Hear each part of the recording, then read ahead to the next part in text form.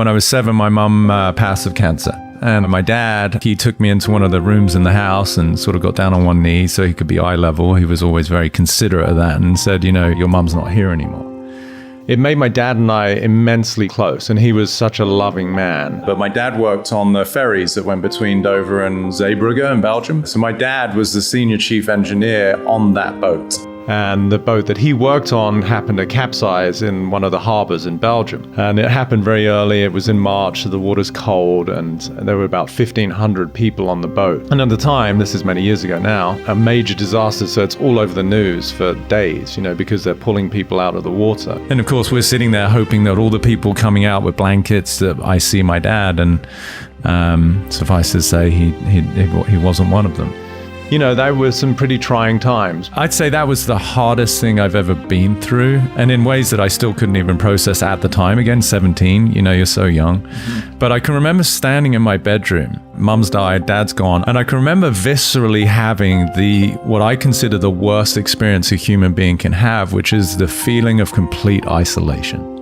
I didn't actually process my father's passing until I was about 30-something, and I cried for about an hour or so, just missing him so terribly. So thank God, at least I had that expression, because that was in me, right? I just didn't know how to process it at 17, let alone my mum dies at 7. And a lot of people are like, wow, dude, that must be so hard. And I said, well, I'm not saying it was easy. Clearly it was my path, and that's what happened. But I got so much love from that man in 17 years that many people don't get in 70. So did I have it hard, or was I blessed, you know?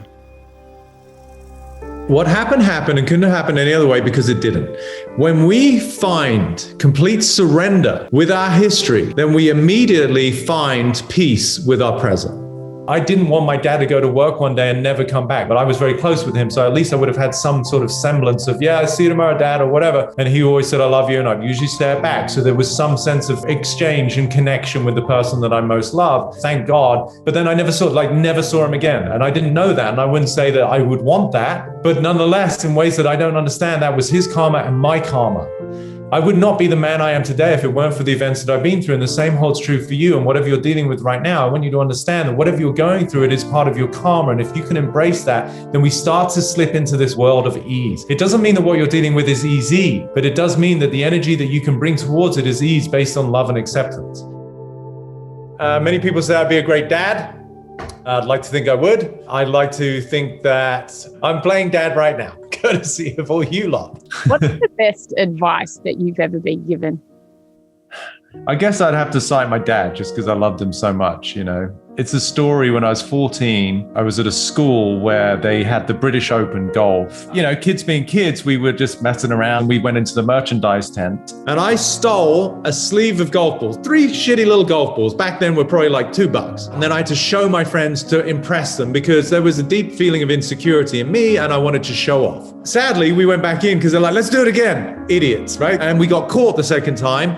The gentleman who caught me, he pulled me to one side. He said, look, obviously I'm not going to call the police, give me back the balls, but I'm going to have to call your parents, which of course to a child is actually far worse than having to speak to the law. So I came home.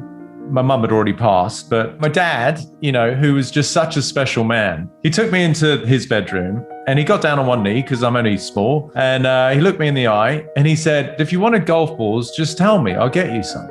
And then he said, you know what's right and wrong. That was it. No discipline. I was already feeling the pain for hours leading up to going home, right? I was worried, like I was in suffering. He didn't need to add it. I got the message. You know, I was never once hit, you know, and I think that would be another form of advice for a parent, which I know is not easy because, you know, your kids will test your nerve. But he never did. He just loved me. And what he taught me was integrity. I miss him dearly. Yeah. And I wish he was here today to see some of the accomplishments that I've had or the difference I make. And I think it would have touched him more than it even touches me. If there's someone in your life near you today, give them a hug, tell them how much you love them, how special they are.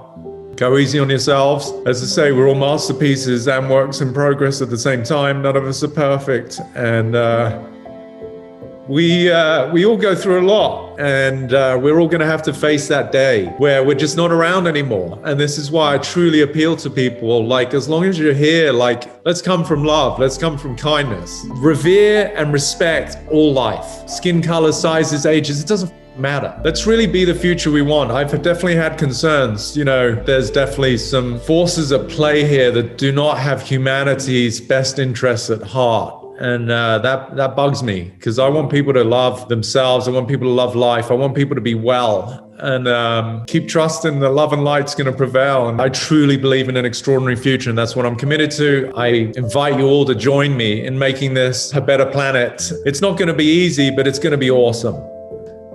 I'm going to head out, get myself some tissues.